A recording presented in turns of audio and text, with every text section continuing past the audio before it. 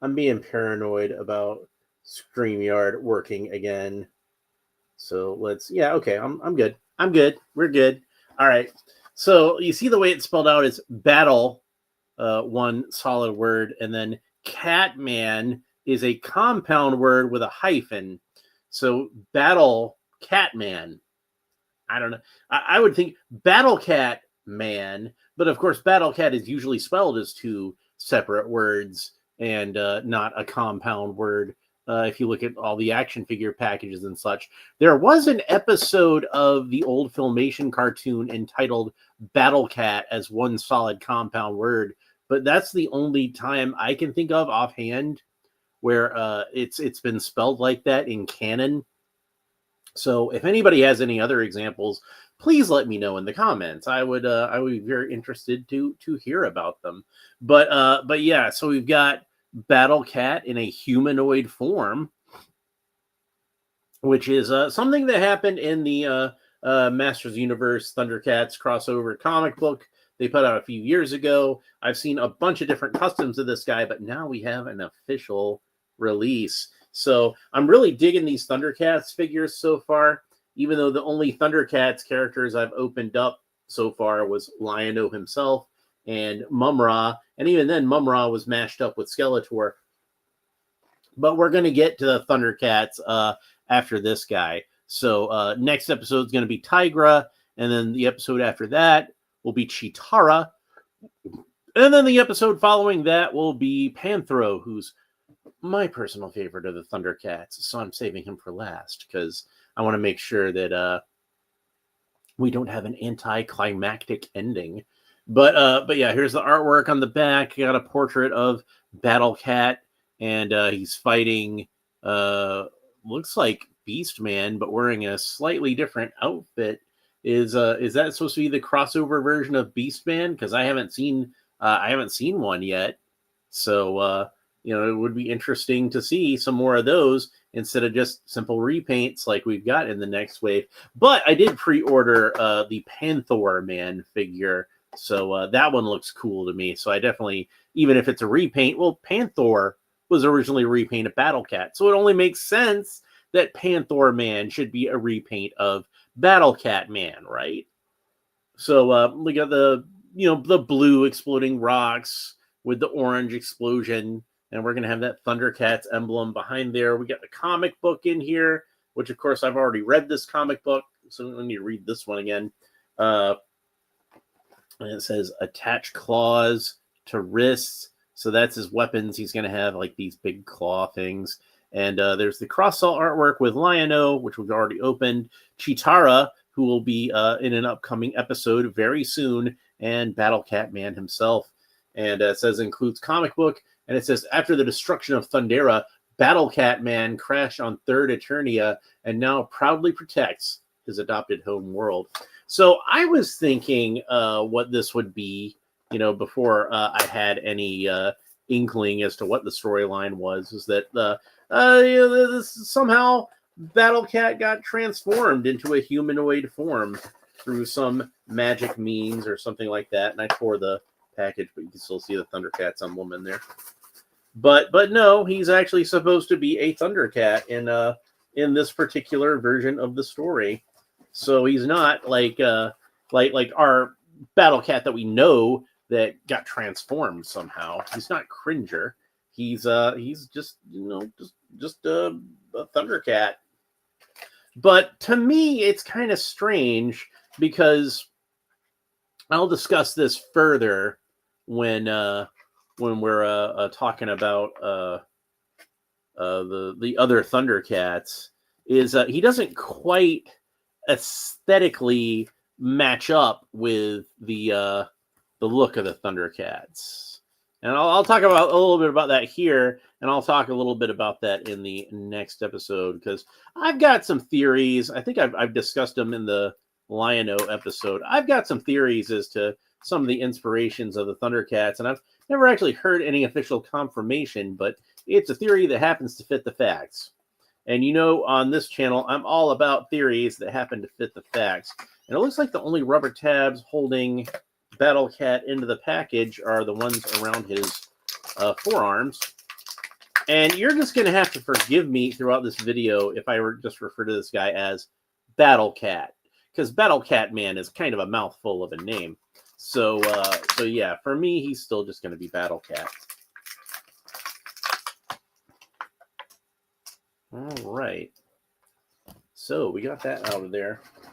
And who knows if the He-Man that's in this story is Prince Adam? Because honestly, like I don't remember them mentioning his Prince Adam identity in this story. So it could be some He-Man of the past. It could be Ular or something like that, some other version of He-Man. So who knows? Doesn't really say in the story. So I think that he reuses a lot of parts from Mumra, or that Mumra reuses a lot of parts from him, or they share a lot of parts in common. But he does have, I believe these are the same feet, and he's got like furry He-Man type boots. He's got a loincloth that's going to be a separate piece. We'll go ahead and have a look at, I'm going to take off the loincloth, and you can see that he's just got black trunks underneath. Unfortunately, this figure does not have a furry texture, which I think is something that would make this figure a little bit better. It's still a cool looking figure, but I think that giving it a furry texture would have just added that much more to it. And granted, the original Battle Cat didn't have that much of a furry texture to him. He only had like a little bit here and there. So honestly, it's probably more accurate this way if we're being real about it. And then his helmet should come off. And there we get a look at a Cringer type head underneath, but this guy ain't cringing. He's badass looking. So one thing also that would have made this figure a lot cooler, I think, is if they'd have given him a hinged jaw so we could have him roaring. But you can't have everything, I guess. And his armor, while it is armor that's made for a humanoid, you can see the shoulder armor and the bracers here. It does have kind of the feel of Battle Cat's saddle to it, with a lot of the same horns or claws or whatever you want to call them sticking off of them, and a lot of the layers of the plating of the armor. It is very reminiscent of Battle Cat's armor. I am kind of surprised that his helmet is not more reminiscent of Battle Cat. You would have thought they would have made it a little more like that with the beak and everything. It doesn't look much like Battle Cat's helmet at all. It is a cool looking helmet. I do like it. But yeah. And then on the back, you can see he's got like little peg holes here, as if to like we saw these a lot on the Ninja Turtles, the Turtles of Grayskull figures, where you could put one of the turtle shells on the back here, like one of the shields. So, and I don't think I have any Turtles of Grayskull around here, unfortunately. But that might be something to try out later and see if that'll fit on there. But you notice like a lot of these characters have the same sort of cross strap type armor that He-Man has. So they were definitely going for like a He-Man sort of look. I think I would have liked it better if they'd have made the harness red instead of silver. But I suppose the reason they did that is because they wanted to have that Thundercats emblem on there, and then it would have just been red on red. But maybe they could have made just like the edge of the breastplate silver still, and made the straps the red color, that sort of burgundy Battle Cat color. So these claws, they say they're supposed to clip onto his hands, and it looks like there's little clips on here that I think is supposed to hold it on there. They don't seem like they would stay on there very well, I don't think, while a kid's playing with them. But you can see like there's just like a little thing there. It might supposed to clip onto the armor. That might be what it's supposed to do. And then I think that might be a little more steady. I don't know. Let's try it out. So I was able to clip it onto the hand. But let's see if I can clip it onto the armor. I think that might be how it's designed to go. Like where it just attaches to these bracers. I don't know, though. It seems like those are a little thick. I don't think it's quite going on. I think you're supposed to clip it onto the hands. Let me look at the package again and see if if I can get some sort of clue out of it. It says attach claws to wrists, but his wrists have these bracers on them, and it doesn't seem to want to attach to the bracers. So I'm just gonna clip him around, like basically like right behind his knuckles. Can you see how I got those clipped on there? Almost like there's a handle to it, but there is no handle to it. A handle probably would have been better, if I'm being honest about it. But yeah, so he could tear some stuff up. He's got his own terror claws. But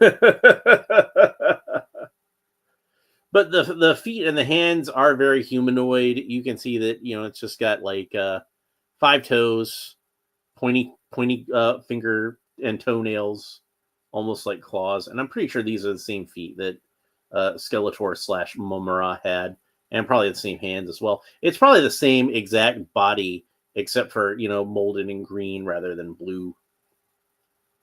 But he is really cool looking. So let's go ahead and I'm going to take they stay on a little better than I would have thought, but still probably not as great as possible.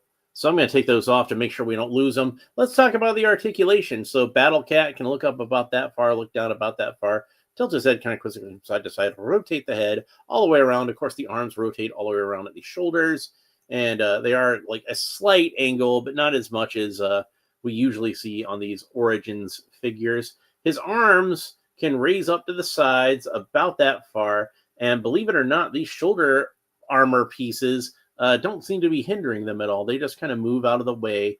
It's fairly soft, rubbery plastic, so it works pretty well in that regard. But you might want to push them back up onto the shoulder once you're done with that.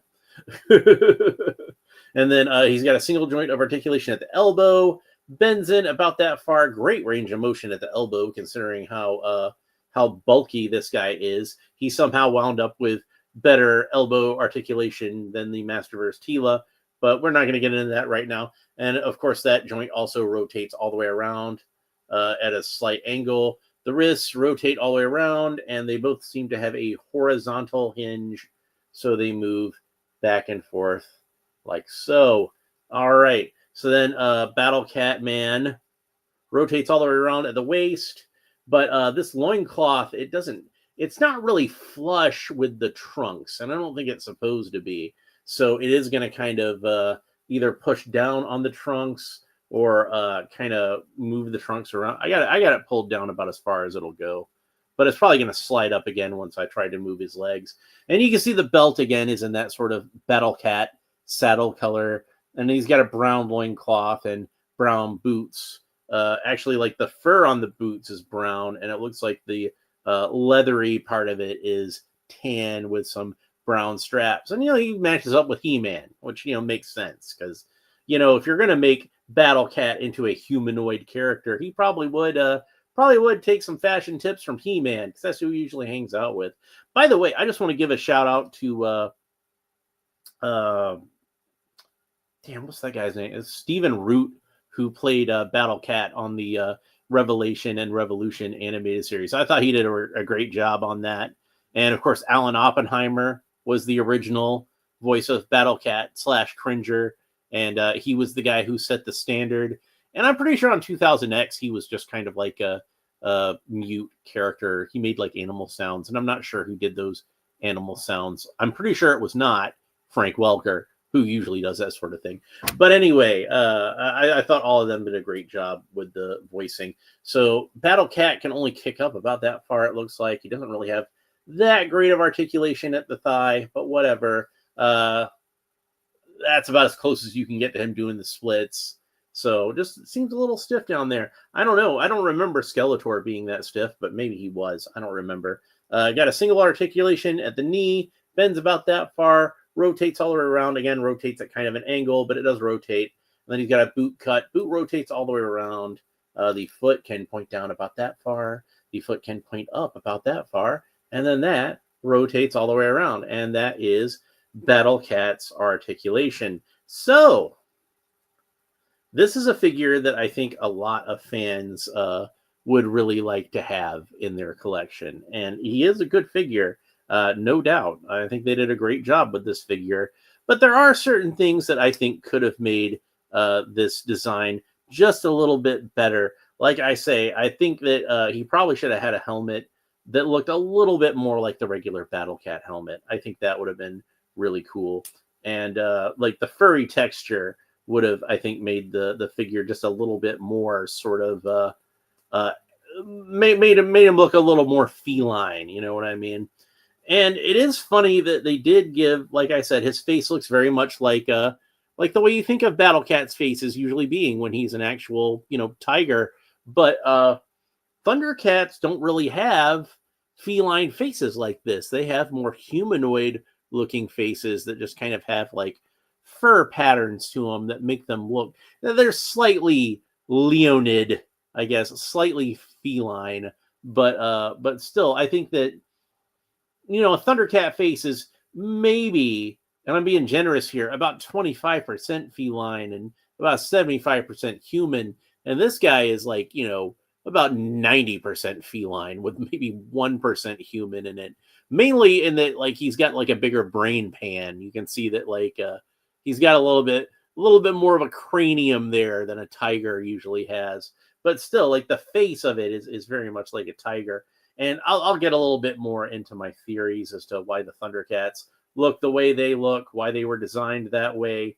And like I said, I could be wrong about my theory, but it's a theory that happens to fit the facts. And I think I talked about it a little bit in the Lion-O video. If you just need to know that badly and you want to go and look that up again, go watch the Lion-O video again.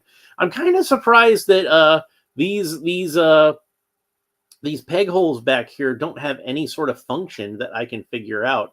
It would have made sense if, like, it was storage for the weapons. Like if the claws had like some little, pegs on there and you can just kind of plug them into the back and he could like hold them on his back when he wasn't using them. But it doesn't even seem to be for that. So I don't know. Like, I don't remember this particular armor being used in Turtles of Grayskull. I could be mistaken about that. I dropped one of his claws. Oh, I hate it when I drop stuff. Dropping stuff sucks. Especially because, like, I don't know if it went in this box or whatever. I'll have to try to find it before I shoot the thumbnail. There it is. I found it. Okay, good. All right. So yeah, Battle Cat Man is a really cool figure, and I don't want to sound like I'm talking smack about it. I don't want to sound like I'm saying you shouldn't buy this figure, because it's a really cool figure. It actually is. But I think that if they had done just a couple of things differently, it could have made it, like, from being like a really good figure into being a great figure, if you know what I mean. But I think most people would probably be pretty happy with this. I'm just nitpicking. That's all it is. But yeah, and this is, like I said, like, this is a concept from the original Masters of the Universe Thundercats crossover comic, and I've seen a lot of people making their own customs of this, and they've done a good job with their customs, and I think that this figure does a good job of representing the character. So he doesn't seem to have, also another thing, he doesn't seem to have too many stripes on his back, which is strange because that's usually where a tiger's stripes are. Tiger stripes are on the back, and like the belly is usually like a lighter color. But with this guy, it's just plain green on the back, and I think they probably should have added some tiger stripes to the back. Like, I get why you'd want to have the tiger stripes on the front.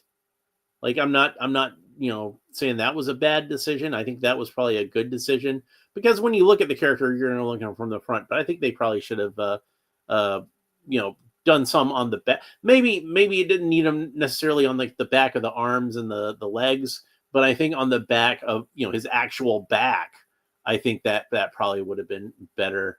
But again, I'm nitpicking. This is a really cool figure, and I am actually really looking forward to the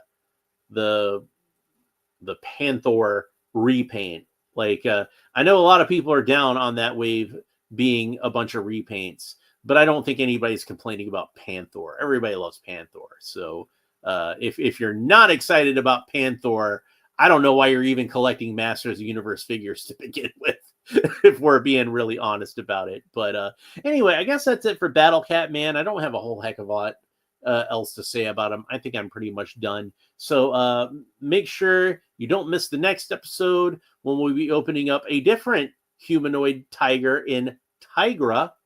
And then we'll have Chitara and Panther, and that will finish out the Thundercats figures that I have. And then I got a lot of cool stuff coming up because I got a lot of G.I. Joe. I got a lot of DC Multiverse. We still got a bunch of Superman figures to open up. We still got a lot of Batman figures to open up. I got some Batman Returns figures that I'll be opening up, and some other cool surprises as far as that goes. So if you want to make sure you don't miss, and more Ninja Turtles. We got definitely more Ninja Turtles on the way. Like, when it rains, it pours. And when I start getting like Ninja Turtles, then I start thinking, ooh, I need this character. I need that character. I need, I did want to get a NECA April O'Neil, so I ordered one off of eBay, and I guess we'll see if that's a bootleg or not. I don't know if it's a bootleg. But from what I understand, the NECA bootleg April is one of those where it's like it's almost as good as like the regular version anyway. So I'm fine with it if it's a bootleg, but we'll see when it shows up. But anyway, if you want to make sure that you don't miss out on any of that, please make sure that you like and subscribe and all the fun YouTube stuff down below. Leave a comment. Let me know what you think about Battle Cat Man. And hopefully you're enjoying this figure as much as I am, if not more. And we'll be back on the next episode to talk about Tigra. So thanks for watching. We'll talk to you next time. Bye.